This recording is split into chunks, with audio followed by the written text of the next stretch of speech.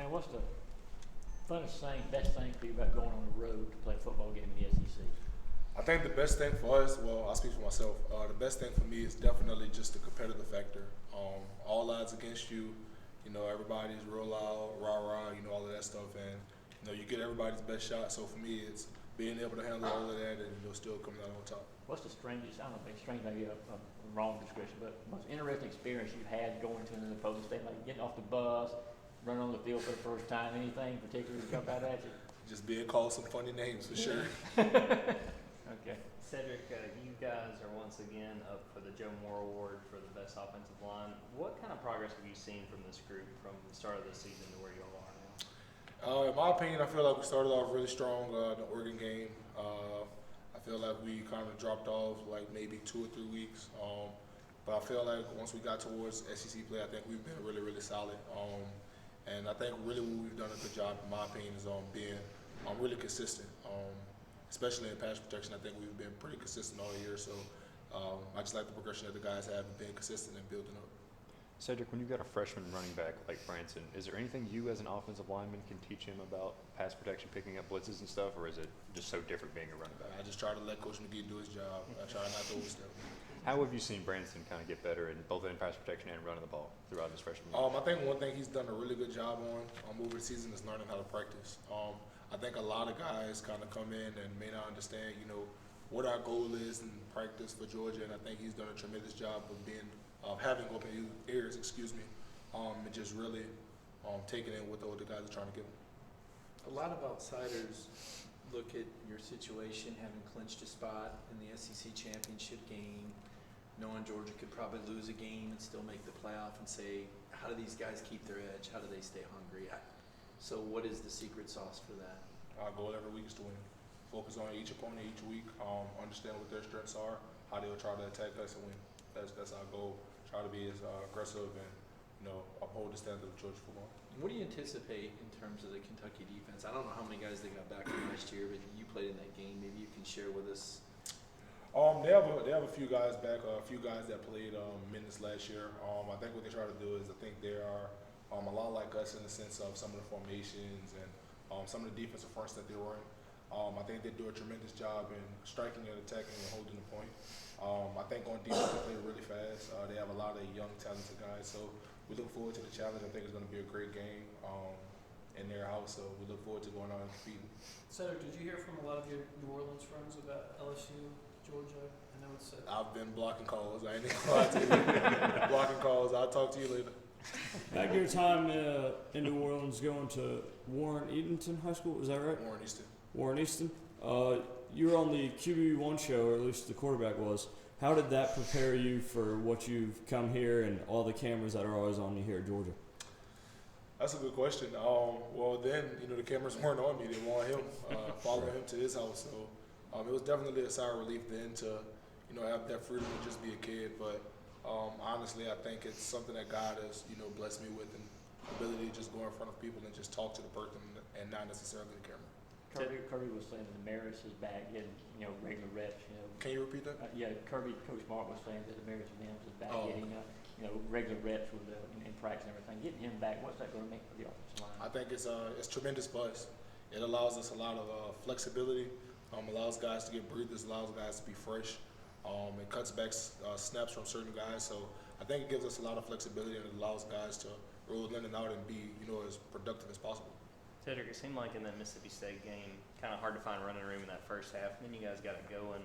Can you kind of put your finger on what was going on in that first half and then what sort of worked? Some defenses are designed to do certain things. Some defenses are designed to stop the run. Some are designed to stop the pass, and you have to find, you know, what works. I think Mississippi State did a tremendous job of clogging gaps and, you know, identifying formations and trying to figure out where the run was going based off those things, and, you know, moving and slanting. There was a lot going on. We definitely could have been better for sure, though. But I think ultimately that was their whole game plan, was to try to stop the run. What's sort of the challenge you see in running against Kentucky this weekend? They're like us. They're strong, really physical, dominant team. So it's going to be Imano and Imano, and the best guy has to win. Kind of going back to what you said about Branson earlier, how much do freshmen like him, like these highly touted guys, have to learn how to practice when they get to a school like Georgia? A bunch.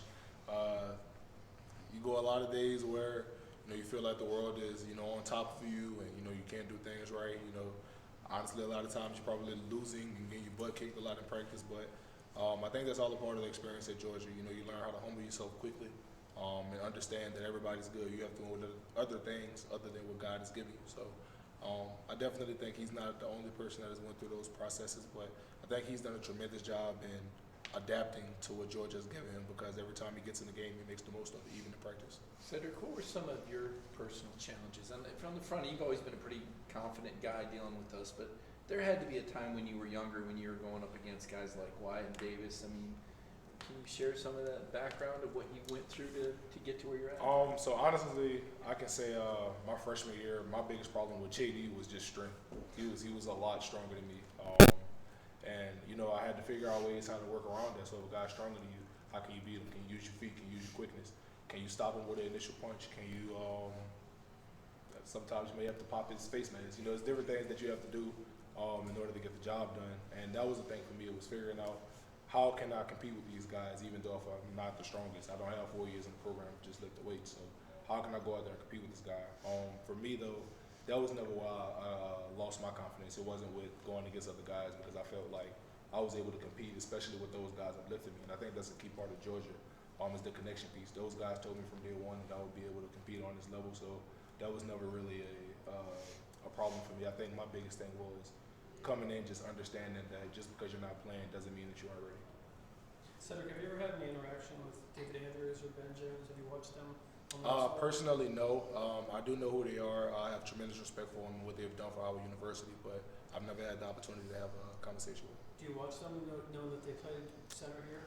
Being completely honest, this year has been a little bit different for me. I haven't been watching much NFL football. Everything I've been watching has been more film or college-based. So this year has been a little bit different for me. Now I will say I have watched some every Thursday. Thursday nights are a little bit slower for me, so I'll watch every now and then. With that game last week, have you ever played in a game that was quite that cold? Yeah, actually, in Louisiana, I think we went up to like North Shreveport or something like that, and it was like 10 degrees or something like that up there. It was muddy. Terrible game, terrible game. But we ended up winning that game, so it wasn't my first time. But honestly, I think something you learn as an athlete is, as long as you go out there and handle your business, it doesn't affect you. I was going to say, is there anything you've learned to combat having to play a game like that? Put some Vaseline on, you'll be all right. Going back to more questions. Going back to what you said about you and Jordan going back and forth, your freshman year and his, I guess that would have been his third year in the program. Who is it that you find yourself going up against this year, maybe a younger guy that you've, mentored a little bit from the other side of the ball through the competition? Probably Christian Miller. That's my guy, I've spent a lot of time with him outside of football, and we go at it a lot in practice, scout team, things like that. So that's the guy I try to help out and look out for when I can.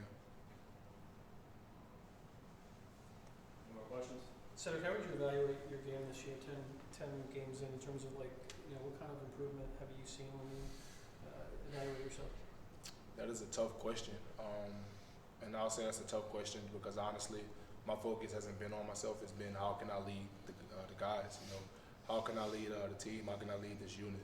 But if I had to, I definitely think I've had my struggles where I may have played good but not great, and ultimately my goal wasn't to play just good this year. My goal was to play great. So I've definitely been critical of myself. I think there's been some things I could work on for sure, but I don't think I was just out there just getting bullied for sure. Thank you, Cedric.